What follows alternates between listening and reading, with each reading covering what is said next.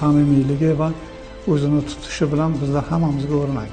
Birinchi ko'rganimdayoq shu insonni yuzidagi o'sha nurini ko'rib, ilmini, o'sha odobini, muomalasini ko'rib havas qilganmiz. Tasviriy san'at bilan shug'ullangan insondan yomonlik kelmaydi hech qachon. Faqat go'zallikka intilib yashaydi. Innovatsion shaxs desak ham bo'ladi. Chunki yangiliklarni tushunadilar. Chunki tajriba juda ko'p. Darhaqiqat, bugungi ko'rsatuvimizning qahramoni o'zida odamiylikni singdirgan yetuk olim, ajoyib shaxs. Uning bosib o'tgan hayot yo'li ibrat, qilgan ishlari namuna bo'larlikdir. 1953-yil iyun oyida tug'ilganman, shu Qorasuv dahasida, Ovoyxon mahallasida. Opam men singlim bor. Otam yoshlik chog'imda o'tib ketganlar. 1 yosh 7 oyligimda o'tganlar. Lekin onamlar ilm o'rgatdilar. Ham ota rolini o'yladilar, ham ona rolida xizmat qilib, oq yuvib, oq tarab o'qitdilar. Yoshliklarida onalari niyat qilgan ekanlar-da. Mana shu Zokir inog'am bizning ko'chamizda yashaganlar-da. Xudo rahmat qilsin, o'tib ketdilar. O'sha kelayotganlarida suv bo'yida rasm chizib turganlarini ko'rib, rosa ham anaqa havas qilgan ekanlar-da. Meni ham o'g'lim shunaqa rassom bo'lsa degan ekanlar. Xudo rahmat qilgur, mana shu qaynonamlar, Halima onajonimiz juda ham ajoyib xotin edilar, ayol edilar. Niyatlariga bog'liq juda ham anaqa niyatlari bo'lib, mana haqiqatan shunaqa oliy ma'lumotli bo'ldilar. Tikilgan ko'z o'rgatadi, qilingan niyat yetaklaydi, bajarilgan ish murodga yetkazadi deganlaridek, Botir Boymatov avvaliga havas bilan tikildi, keyin ergashdi, undan so'ng o'qib, o'rganib, tasviriy san'atga kirib kela boshladi. Rinog'omovning o'sha Choyga degan asarlari, Shiyponda degan asarlari, imtihonga tayyorgarlik degan asarlarning hammasi meni ko'zimning o'ngida paydo bo'lgan. Shu tasviriy san'atga mehr uyg'otgan shu inson bo'ladi. Alloh rahmat qilsin, juda bir mashhur rassom bo'lganlar. O'sha maishiy janrda rassomlik qilgan inson bo'lganlar. Istaklar, orzu, havaslar og'ushida ulg'ayar ekan, atrofdan zavq olishni, go'zallikni his qilishni o'rgandi. Bolalikning baxtli onlariga o'zining hislarini joylab, tasvirlash mahoratini o'rganishdan aslo to'xtamadi. Sho'x bo'lganmiz, yonimizda Qorasuvlarda cho'milganmiz. Maktablarda imtihonlarga tayyorgarlik ko'rardik. Atroflar hammasi dala edi, ilgari domla yo'q edi bu atroflarda. Qorasuvlarning bo'ylarida baliq ovlardik. Onalari juda yaxshi tarbiyalaganlar, Xudo rahmat qilsin. To'g'ri so'z, aqlli, birovlarga yordam beradigan, shirin so'z, juda ham bir ajoyib insonlar-da. Ona qaynonamlar aytardilar-da, odamning tili bilan dili bir bo'lsin. Baribir yolg'on bo'lsa tegi chiqadi, odam rostgo'y bo'lish kerak dedilar. O'gitlarini olib xo'jayinimlar hech bizni yomon narsa ko'rmadik-da. Maktabda o'qib yurgan paytimda onajonim haftani bir kuni ilgari radioda bitta kanal bo'lardi. Payshanba kuni radio postanovkalar berardi. Har xil bolalarga bag'ishlangan radio postanovka. Albatta shuni o'tkazib eshittirardilar. Biz eshitardik. Televizor hali yo'q. Televizor keyinroq chiqdi. 58-60-yillarda keyin olib kelganmiz televizor. Kichkina televizor bo'lardi. Ungacha o'sha radiodan postanovkalarni eshitib, bilasizmi, shu odamning tasavvurini o'stirishda ham shu juda katta rol o'ynar ekan. Berilayotgan postanovkani o'zingiz rejissyori bo'lib, shuni postanovka qilardingiz. Hodisalarni ko'z o'ngingizdan o'tkazardingiz. Bu narsa meni o'sha tasviriy san'atga qiziqishimda ham juda katta yordam bergan. Maktabni bitirganimdan keyin o'sha Nizomiy nomidagi Toshkent davlat pedagogika instituti deb atalardi, keyin universitet bo'ldi. Shu yerga badiiy grafika fakultetiga o'qishga kirdim. 1970-yil Toshkent shahridagi 112-maktabni tamomlab, harbiy xizmatga yo'l oladi. Harbiy xizmatni tugatgan Botirjon qurilish tashkilotlarida mehnat qilish barobarida Nizomiy nomidagi Toshkent davlat pedagogika institutida, hozirgi Nizomiy nomidagi Toshkent davlat pedagogika universitetida fizika matematika fakultetining kechki bo'limida chizmachilik va tasviriy san'at mutaxassisligi bo'yicha tahsil oladi. Butun jamoamizni to'g'ri tomonga yo'naltirish, jamoani biriktirish, yangiliklarga qiziqtirish, shuncha yoshlar bilan ham hozir innovatsion shaxsli degan bo'ladi. Chunki yangiliklarni tushunadilar. Chunki tajriba juda ko'p. Samimiyligi va o'zini tutishi bilan bizlar hammamizga o'rnak. Endi tasviriy san'atga haligi qiziqish har bitta bolada bo'ladi. Uni faqatgina shakllantira olish kerak. Chunki tasviriy san'at bilan shug'ullangan insondan yomonlik kelmaydi hech qachon. Faqat go'zallikka intilib yashaydi. Hayotda juda ko'p ko'rdik. Tasviriy san'at bilan shug'ullangan odam madaniyatli, boshqa insonlarga qaraganda bir bir fikrlashi ham boshqacha, tasavvuri ham boshqacha bo'lar ekan. U o'z ishini sevadigan fidoyi shaxs. Uning tasviriy san'at nazariyasini qunt bilan o'rganishi bugun bu sohani yoshlarga o'rgatishida asosiy poydevor, asosiy vosita bo'layotgani e'tirof va e'tibor markazida. Ustozim har bir o'gitidan unumli foydalanib, ularning hayot yo'llarini o'rganib bergan ham ta'lim, ham ilm, ham tarbiya tomonidan ularga intilishga, ularni bir yo'lini bosib o'tishga o'zimga bir namuna sifatida olib keldim va hozirgacha ular bilan ilmiy mavzularda yoki metodik mavzularda hamkorlikda doimiy qo'llanmalar, ilmiy tadqiqot ishlarini, natijalarini e'lon qilib, har hayotda ham qanaqadir muammoli vaziyatlar bo'lsa, ulardan bir maslahatlar so'rab, har doim ularni o'zimga shu ham ustoz, ham otandek bir yaqin inson sifatida bilaman, hurmat qilib kelaman. Ustoz o'zining saboqlarini berish bilan bir qatorda hamisha ilm bilan shug'ullanish kerakligini va kelajakda ilm sohasiga o'zining yetuk hissasini qo'shish kerakligini ko'p bora ta'kidlaganlar va biz ham kelajakda ustoz kabi ustoz bosib o'tgan yo'llardan yurishlikka va ijod va ilmni birga olib borishga harakat qilamiz. 1979-yili Nizomiy nomidagi Toshkent davlat pedagogika institutining badiiy grafika fakultetini tugatganimdan so'ng o'sha yerdagi professor o'qituvchilarini taklifiga binoan shu fakultetda ishga olib qolinganman kafedrada. Kafedrada pedagogik faoliyatim bilan birgalikda ilmiy tadqiqot ishlarini ham olib bordim.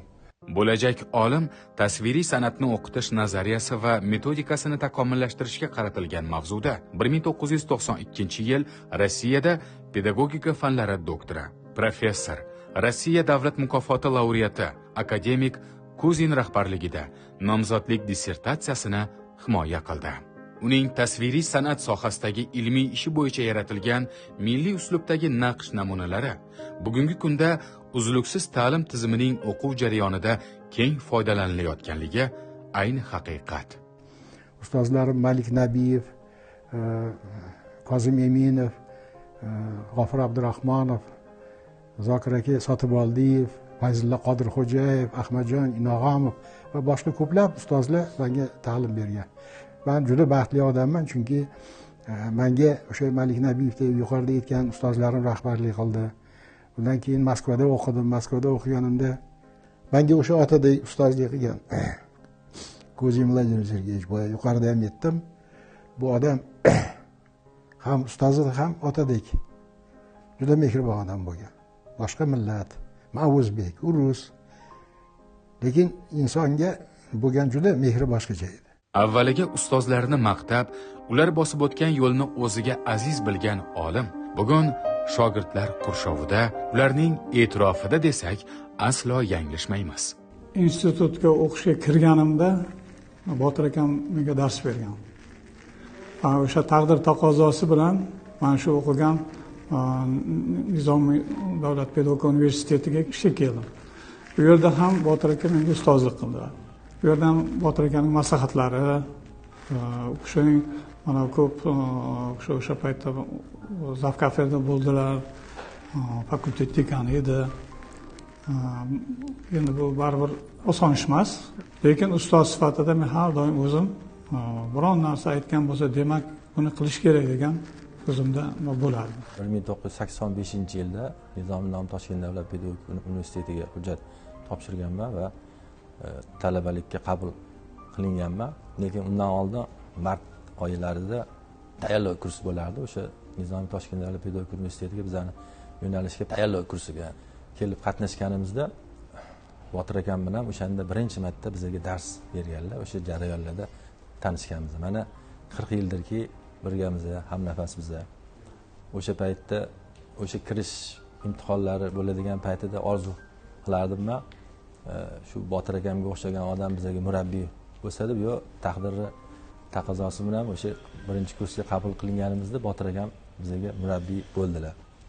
Otam qo'limdan yetaklab shu insonni oldiga olib kelib, o'ziga o'xshagan bir ilmli, komil bir inson qilib tarbiyalang, shu inson jamiyatga foyda keltiradigan shaxs bo'lib yetishsin deb shu insonni qo'liga tutkazgan.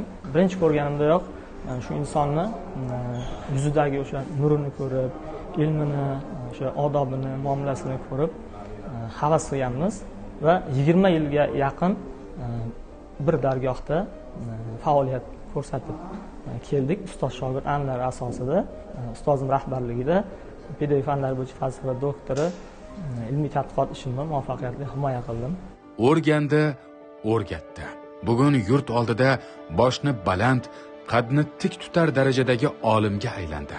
Uning odamiyligi, mehri daryoligi bir taraf bo'lsa, ilmiy farazlari va nazariyalari bir taraf bo'lib, shogirdlariga dasturul amal bo'layotgani ham bor gap. Tasviriy san'at ham boshqa fanlarga qatorida ilmiy asoslangan tajribalar asosida olib borilishi kerak. Chunki tasviriy san'at ham o'zini qonuniyatlariga ega.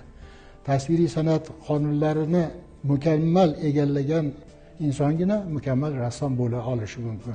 Tarixdan bilamiz, o'sha Leonardo da Vinci, Michelangelo, Buonarroti, Rafael Santi va hokazo o'zimizning rassomlarimizdan Zokir Inog'omov, O'ral Tansiqboyev, Malik Nabiyev, yaqinda ijod etib o'tgan G'ofir Abdurahmonov kabi rassomlar faqat shu nazariy asosga asoslangan holda o'zlarini buyuk kartinalarini yaratishgan.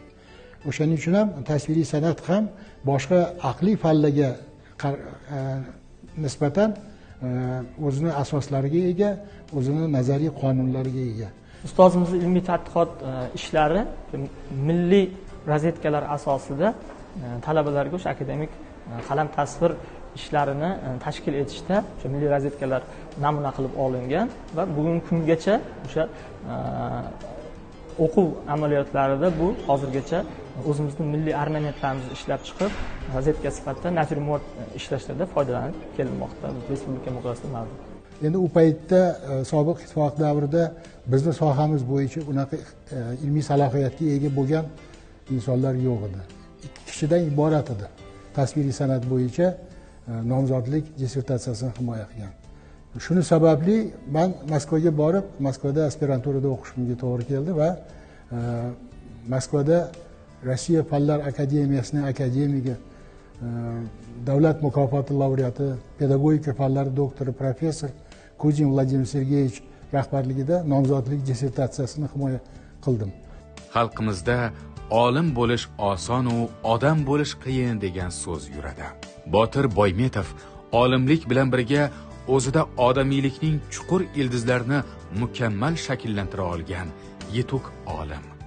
Juda ham nima deydi, ishga beriluvchan, haqiqatdachi yurak bilan ishlardilar-da. Men aytardimki, "Ja, hadeb o'zingizni anaqa qilib yormang, o'zingizni ham sog'lig'ingizni o'ylang, sog'lig'ingiz biz uchun kerak" derdim-da, anaqa qilib. Lekin haqiqatda juda ham anaqa nima deydi, sidqi dildan o'sha xuddi studentlarni o'zimni bolam deb. Shu bilan bir qatorda respublikamizda juda ko'plab oliy ta'lim muassasalari, shuningdek maktabgacha kerak bo'lsa muassasalarda ustozni adabiyotlaridan hozirgacha foydalanib kelinadi, jumladan qalam tasvir, o'quv qo'llanmasi darsliklari, plastik anatomiya kabi darsliklar va o'quv qo'llanmalaridan hozirgacha foydalanib kelamiz. Yaxshi insonlar birinchi navbatda. Keyin ham o'zlari ham aytadilar, mendan baxtli inson yo'q deb. To'ppa-to'g'ri. Chunki Botir akaning shunchalik ko'p shogirdlari ko'p. Mana talabalarimizga ilm berish bilan birga o'zining hayotiy tajribalarini ham aytib beradilar. Bundan keyingi shogirdlarimiz, o'qituvchilarga ham o'zini qayerda nima qanday tutish, qanday ilmiy tadqiqot ishi olib borish va ilmiy tadqiqot ishi olib borish bilan birga qanday inson sifatida qolish. Chunki eng asosiysi insonni ulug'laydigan sifatdan bu menimcha insoniylik deb o'ylayman.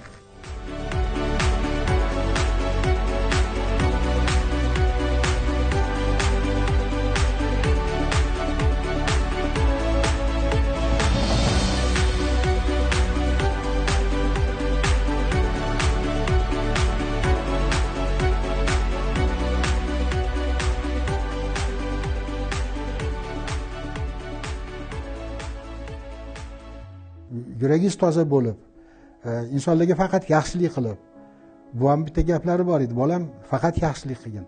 Yaxshilik qilganda shu odamdan yaxshilik kutmagin, boshqa joydan yaxshilik keladi o'zi deb aytardilar. Haqiqatan shu narsalarni amal qildik.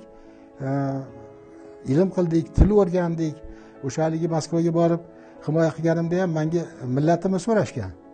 O'zbekmisiz? Kimsiz o'zi? Millatingiz kim?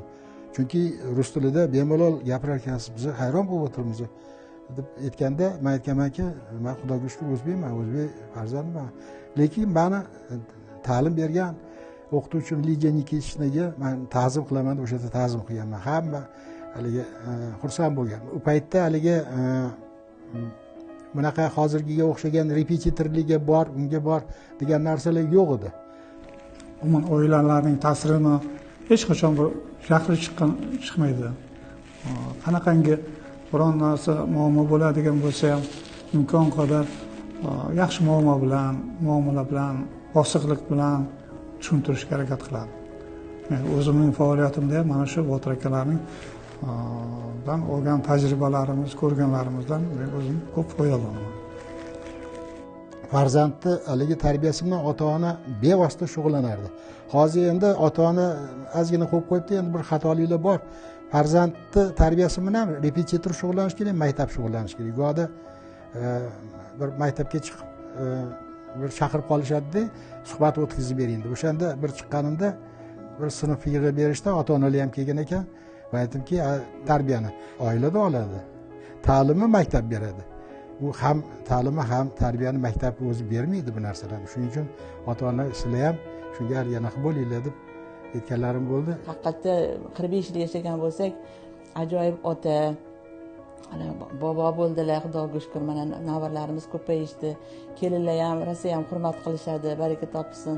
Juda ham yaxshi oiladan qizlarni kelin qilib olganmiz. Hammasi nima deydi, hurmat qiladi. Nima deydi, bir-biri bilan inoq opa-singillardek. Ular ham hammasi oliy ma'lumotli bo'lishdi, Xudoga shukr. Men juda ham hayotimdan minnatdorman, Allohga shukr. Menimcha bundan ortiq bo'lmasa kerak mana. Ustoz oilani muqaddas, tarbiyani aziz deb bilib yashadi. Uning har bir qilgan ishlari, aytgan so'zlari shogirdlari uchun ibrat, farzandlariga namuna bo'la oldi. Bugun Chirchiq davlat pedagogika universitetida faoliyat olib borayotgan olim xorish nimaligini bilmaydi. Shogirdlar va talabalarga o'z hayot yo'lini, ilmiy salohiyatini singdirish uchun tinim bilmay izlanishda, intilishda. Ustozimizni hol ahvol so'rab, ba'zida uylariga boramiz. Juda ham ayollari, oilalari, farzandlarini ham juda ham yaxshi bilaman. Ular ham biz shogirdlarini hurmat qilib, e'zozlab kelishadi. Uylariga ham borib, o'sha maslahatlar, hayotiy maslahatlar olib, umuman oilasida ham namunali oiladan deb bilaman va o'zimni oilamni o'sha mustahkamligi, kelajagida ham shularni bir hayotiy saboqlarini olishga, ularga bir o'xshashga harakat qilib, ulardan ham o'sha ilmdan tashqari hayot yo'llarini ham o'rganishga harakat qilamiz. Hozirgi yoshlarga hamma narsa ochib berildi mana hozir.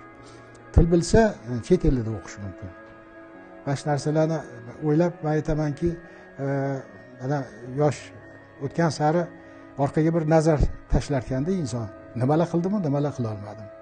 Ustozimiz O'zbekistonda, respublikada judayam katta o'ringa ega tasvir san'at sohasida haqiqiy fidoyi inson desam mubolag'a bo'lmaydi. Sababi butun umrini mana shu tasviriy san'at, muhandislik grafikasi ta'lim yo'nalishini istiqboli uchun, ularning rivoji uchun judayam ko'plab son sanoqsiz dars tilida o'quv qo'llanmalar, metodik qo'llanmalar, monografiyalar, ilmiy tadqiqot ishlarini olib borishgan va hozirgacha biz shogirdlar undan samarali keng foydalanib kelamiz. Nafaqat O'zbekistonda, balki xorijiy davlatlarda ham juda ham reytingi baland bo'lgan ilmiy hamda ijodiy faoliyat olib borayotgan inson deb bilaman. Endi qiyinchilik bilasizmi? Yoshlikda va qiyinchilikni ko'rmadim desam bo'ladi. Chunki ona oq yub oq tarab boshqalardan yaxshi yedirib, boshqalardan yaxshi kiyintirib, yaxshi yashattirdilar. Menga juda ham ilm berishdi hamma tomondan. Buvalarimni eslayman, buvalarim go'da yur bolam ovga chiqamiz derdilar-da. Shu bizani yonimizda bog' bo'lardi, o'sha bog'da dalada chiqib o'sha yerda ovlarga chiqardik. Ochiq maydon, juda katta haligi dalalar. O'shalar lekin boyga yetganimda o'sha ustozimiz Zokir Inoxonovga taqassub qilsang o'xshaysan shu odamga deydi. Qo'limizga mo'y qalam olardik-da, o'sha malbertimizni ko'tarib biz ham borib chiqib manzaralarni ishlashga harakat qilardik. Uni olib kelib ustozimizga ko'rsatardik. Ular kamchiliklarni ko'rsatardilar.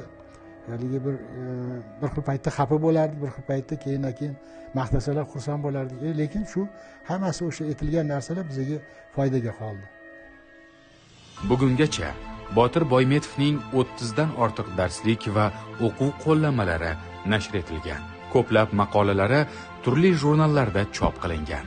Uning oliy va o'rta maxsus ta'lim talabalari uchun qalam tasvir darsligi, tasviriy san'at o'qitish metodikasi, chizma tasvir o'quv qo'llanmalari yoshlarga sohani o'rganishda eng asosiy yo'lchiroqqa aylangani rost. Mehnat qilgan xor bo'lmaydi deganlaridek, Botir Boymetov bugun ko'plab mukofotlar sohibi. Bu xonadonga kelin bo'lib chiqqanim 20 yil bo'ldi, Allohga shukr. Ota-onam shunchalik shunaqa xonadonga berishganiga juda ham adashmagan. Shunchalik adajon, oyijongilar men o'qishayotgan paytimda ham menga ancha ko'mak berishdi. Keyin farzandli bo'lganimda ayniqsa qaynonam yordam berdilar. Agar ularning ko'magisiz men hech narsa qila olmasdim. Allohga ming qadri shukr. Shunaqa yaxshi insonlar qaynatam bo'lganligida. Qaynatamlar juda ham og'ir bosiq, o'qimishli bo'lganlari uchun ham har bitta narsani tushuntirib qilardilar. Qaynonam ham shu. Xudoga shukr, bolalarimni o'qitishdi, eng anaqasi, o'qitishga yordam berishdi. Ularni ko'magisiz, ularni anaqasiz, madadsiz hech narsa qila olmasdik. Xudoga shukr, hamma bolalarim oliy ma'lumotli, kattam, o'rtancham, yana kichkinam o'qishyapti, xudoga shukr. Men xo'jayinimlar, men eng katta kelinman aytganimdek, men xo'jayinimlar juda ham yaxshilar, xudoga shukr. Adajon tarbiyalarini olganlar, oilaparvar. Har bitta narsada ular ham ko'mak berib turadilar. Agar bularni ko'maksiz aytganimdek hech narsa qila olmasdik. Juda ham yaxshi, xudoga shukr. Adamga aytganlar, adajon, to что mana shunaqa men o'qitaman qizingizni, hali magistraturaga kirgizaman deganlar. Haqiqatdan magistraturaga kirgizdilar, o'qidim, imkoniyat yaratib berdilar. Shunchalik kirishimdan oldin tayinlanishimga imkoniyat yaratib berishdi. Mana xudoga shukr, hozirgi darajaga erishishimga bu oiladan juda katta, shuning uchun ayta olamanki, boshqa oilalarga nisbatan bu oilada ilm juda ham rivojlangan. Va hozirgi paytda masalan nevaraligiga ham hammasiga alohida e'tibor beradilar. Adajon, o'qishing kerak, seni vazifang hozir o'qish, institutga kirishing kerak, undan keyin yana senlarni professor qilaman deb aytadilar har gal. Shuning uchun bu narsani ko'rib men xursand bo'laman. Har bitta nevaralar bilan o'zlari alohida shug'ullanganlarga, o'zlari har bittasini o'qishga qiziqib so'raganlarga men juda ham xursand bo'laman. Bunaqa oilaga kelin bo'lib tushganimdan juda ham xursandman.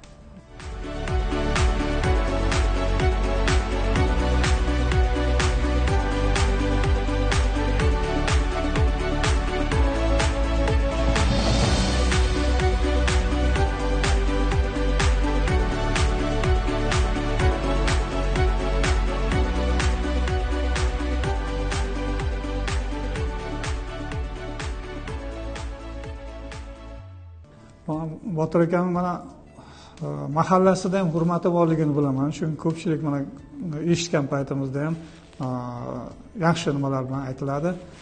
Bu yerda universitetimiz mana bu yerga kelib, mana shu tashkil etilgandan keyin ham mana yon atrofimizda mahallalar bilan ham aloqalarimiz juda yaxshi. Ularning ko'pchilikning mana farzandlari, biz art studiyalarimiz bor, ana shularga qatnashadi. O'sha ota-onalari ko'p keladi. Talabalarimiz ota-onalari keladi. Ular bilan ham yaxshi muomalada muloqot qilinadi. O'sha mana shunaqangi mahallalar bilan, boshqa tashkilotlar bilan bo'ladigan muomalalarda ham Botir aka bizga o'rnak sifatida qariyalar keladi, o'shalardan o'rnak sifatida bizga maslahatlarni berib turishadi. Masalan, 7 yil, 8 yildan beri shu dargohda ishlab turibman. Juda institut avval boshi 1000 taga yaqin talaba bilan boshlagan bo'lsa, hozir salkam 30 ming talabaga ega. Juda katta kollektiv bo'ldi. Bunda o'sha ustozimizni hurmatli rektorimiz Bobirjon Isroilovich Muhammadovning juda katta hissalari bor. Juda ko'p korpuslar qurildi. Sharoitlar shunaqangi darajada yaratildiki, bu inson tasviriy san'atga qiziqishlari boshqacha bo'lganligi sababli bizni fakultet uchun alohida pavilyon qurdirib berdilar. Bu pavilyonda hozir doimiy talabalar bilan gavjum. O'zbekiston Badiiy akademiyasi a'zosi, Toshkent viloyati Chirchiq davlat pedagogika universiteti tasviriy san'at kafedrasi professori Botir Boymetov kamtarin, talaba yoshlar va professor o'qituvchilarga mehribon hamda doimo ularning tashvishlari bilan yashaydi. Yoshlarning ilmiy tadqiqot va pedagogik faoliyatlarida muntazam yordam berib kelmoqda.